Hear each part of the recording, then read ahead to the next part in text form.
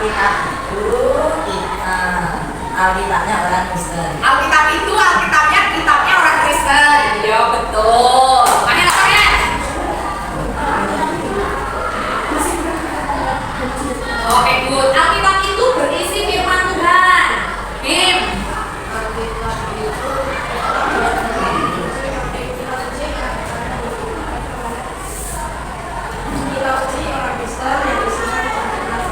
kitab suci orang Kristen yang isinya di mana-mana ya, Pak Tuh ya. Bukan.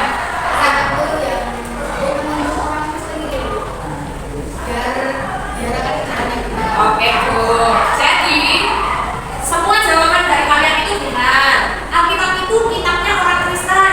Oh, isinya apa? Firman Tuhan yang digunakan sebagai penuntun hidup. Ini buku, bentuknya buku, tapi bukan buku biasa. Ini adalah apa tadi? Firman Tuhan. Firman Tuhan. Tuh, bagaimana orang-orang yang menulis itu kok bisa tahu?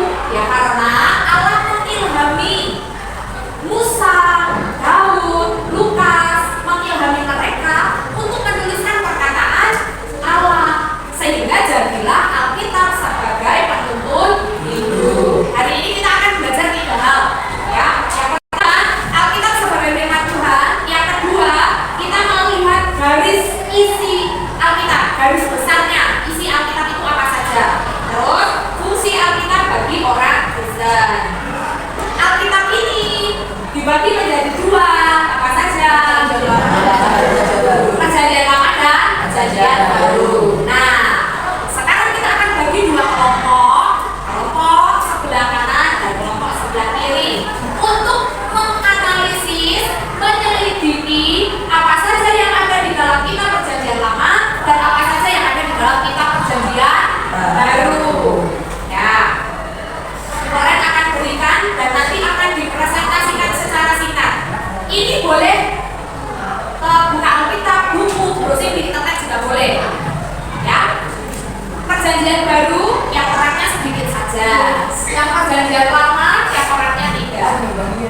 Jadi kalian isi packing ini ya, jumlahnya berapa, bahasa aslinya apa, pembagian utamanya berapa, gitu. Jadi dari kitab Perjanjian Lama dan Baru itu ada pembagian utamanya kan. Silakan diselidiki, bukan beri waktu 3 menit. Ya, bekerja sama dengan baik.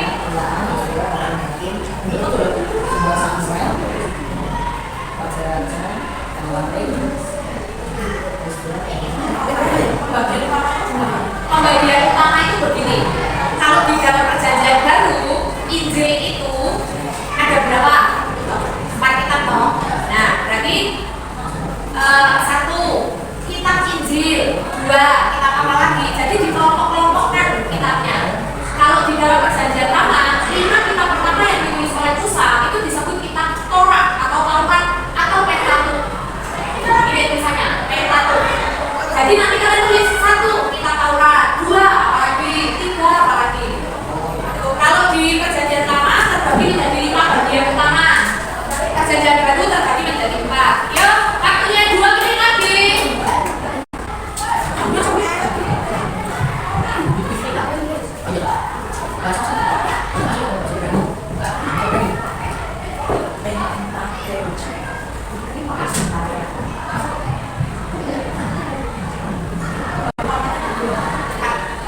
Kalau kalian ini kalau misalnya nggak cukup ditulis di sini, kalau cukup di sini nggak? Ini kalau nggak cukup di sini, baru di sini ya, atau di sini dulu baru cari di sini. Gimana? Boleh saja. Enggak. Yuk, 1 menit lagi.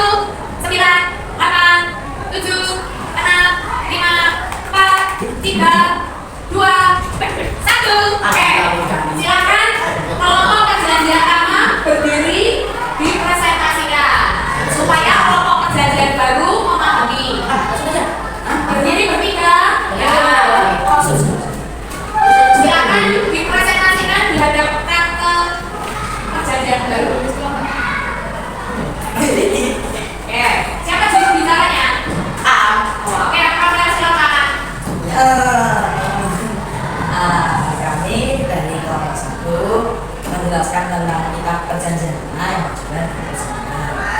Perjanjian lama itu bahasa asli dari bahasa Ibrani. Pembagian utama dari perjanjian lama itu ada 5 teman-teman. Yang pertama ada Taurat, yang kedua kitab-kitab sejarah, yang ketiga kitab-kitab puisi dan hikmat, yang keempat kitab-kitab tulisan, yang kelima kitab Injil. Terima kasih teman-teman. Jadi perjanjian lama itu ada berapa jumlahnya? 39 betul nggak? Betul. Bahasa aslinya Ibrani. 5 pembagiannya. Pertama Taurat. Yang nulis siapa? Kita Taurat yang nulis siapa? Kita Taurat yang nulis siapa? Musa. Disebut kitab Pentateuch. Kitab apa lagi yang kedua? Sejarah. Kitab hikmat. Hikmat yang nulis siapa? Kitab hikmat itu kitab apa? Sekolah Mazmur? Amsal. Siapa yang nulis? Salomo. Terus kitab Al-Besar, kitab kecil. Ada pertanyaan dari kelompok perjanjian baru? Enggak. Oke, pertanyaan. Kelompok perjanjian baru?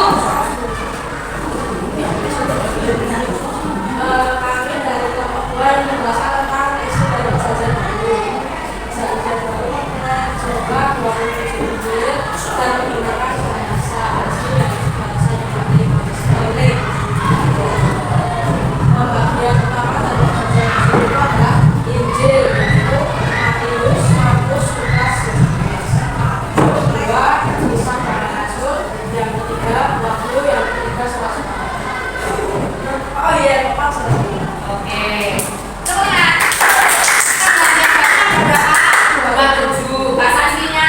Pembagiannya apa? Pertama Injil, kedua Para rasul, Wahyu, sama surat. kitab Injil, sejarah, surat-surat rasuli, dan Wahyu. Wahyu itu di akhir. Oke, tepuk tangan. Bagi kelima ini, apakah ada yang hafal perjanjian dengan Wahyu? Tidak. Juga hafal dalam kitabnya? Perjanjian baru kok bu, karena ada lagunya. Oke. Sekarang kita akan nyanyikan perjanjian lama dan perjanjian baru. Pakai gerakan silakan berdiri. Siap-siap ya.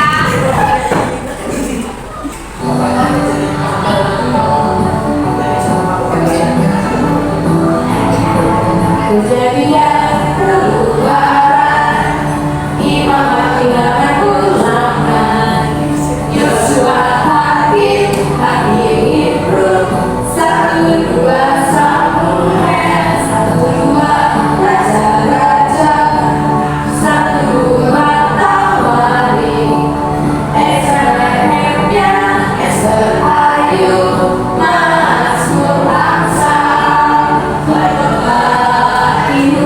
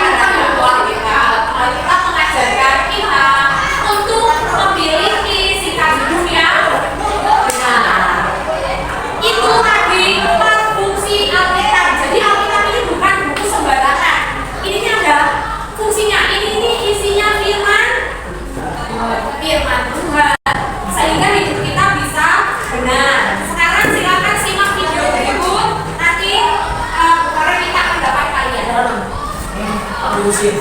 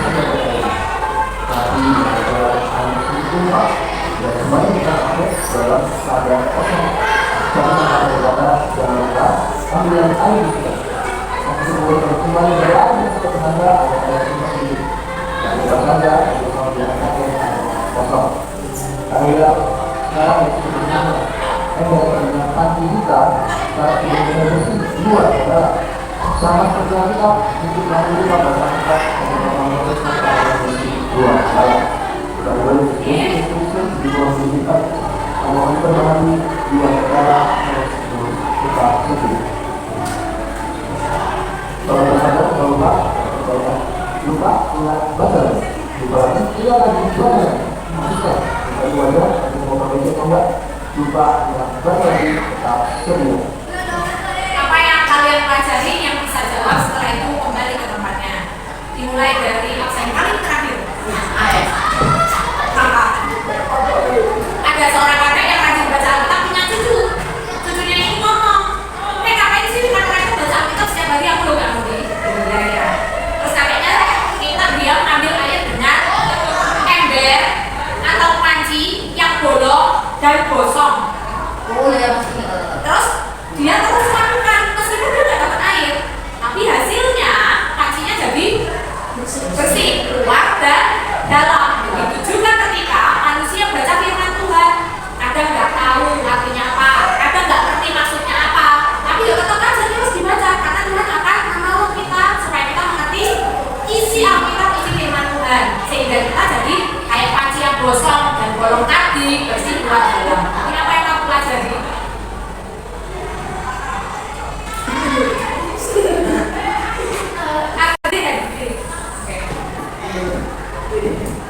Ayo baris.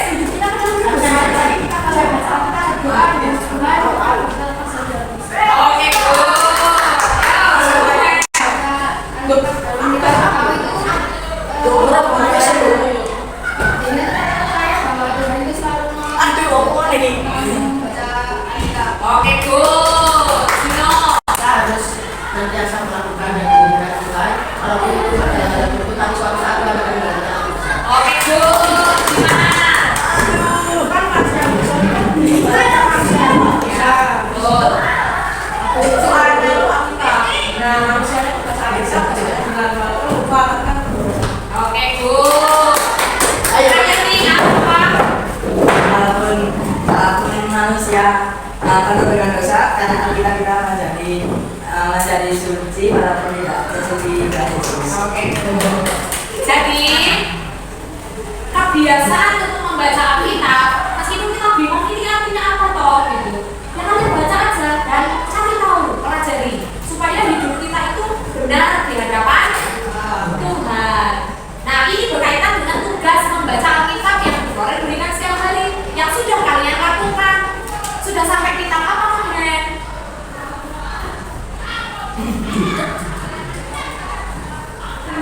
Keluaran, masih kejadian banyak. kejadian pasal 26, kejadian Kejadian 21. kejadian 21. Tidak apa-apa perlahan, tapi yang penting terus menerus setiap hari dibaca dan dipahami.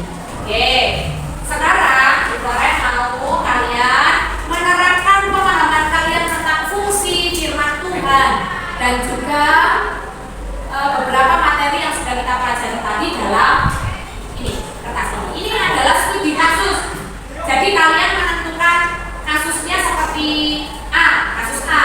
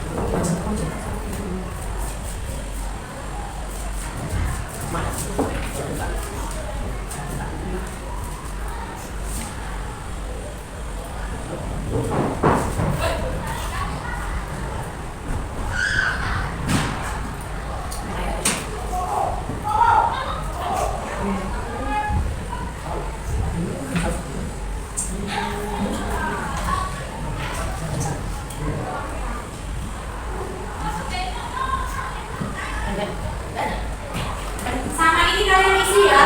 Ayat favoritmu itu apa? Terus foto dirimu apa? Komitmenmu hari ini setelah mempelajari Alkitab penuntun hidupmu itu apa? Misalnya, saya akan membaca Alkitab lebih rajin lagi, ya. Nanti diisi masing-masing. Ya, aku pilih ayat ini. Kenapa? Berkaitan dengan kasus ini.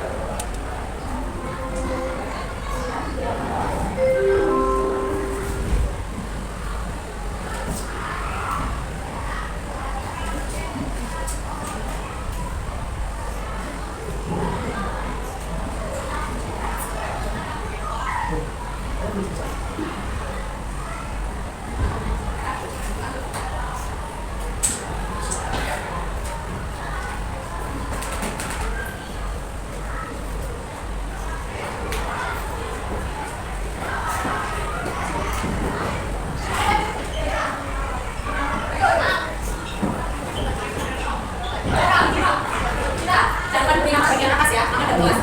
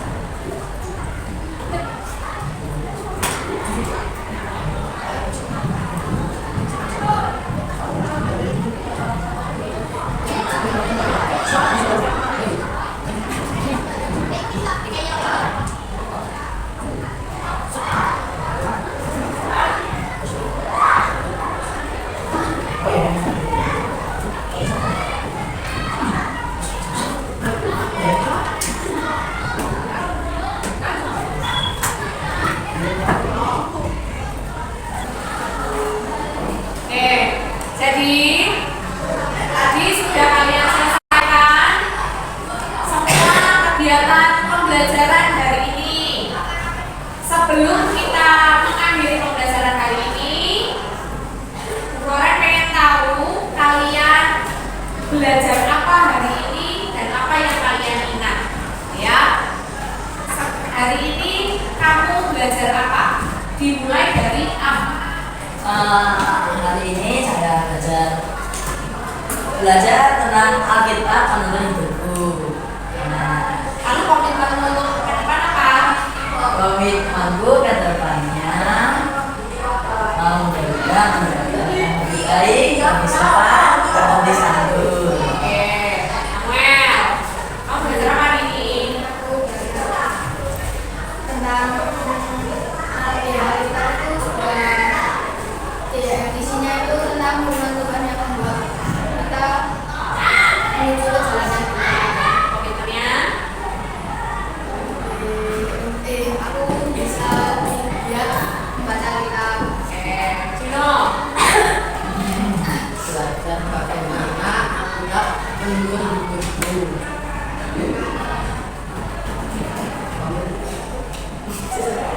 mestinya akan lebih selalu lebih baik dan lebih dekat kepada Tuhan. Oke, Maher. Ini belajar kita benar.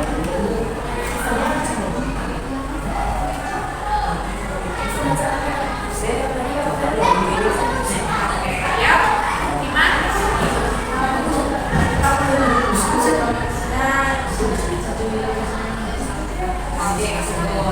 Oke, untuk tugas yang perlu kalian kerjakan itu sudah saya kirimkan di grup agama khusus kelas 7D. Itu nanti silakan kalian tulis di buku tugas soal dan jawab. Dikumpulkan tanggal 25 di pertemuan berikutnya sembari orang akan membahas tentang kisi-kisi untuk PSAS. Gitu ya. Terima kasih untuk kegiatan hari ini, kalian luar biasa, hebat. Semoga komitmen yang sudah kalian utarakan tadi betul-betul dilakukan dalam hidup sehari-hari. Kita akan menutup pelajaran hari ini dengan berdoa dipimpin oleh Bima. Silakan Bima dipimpin berdoa.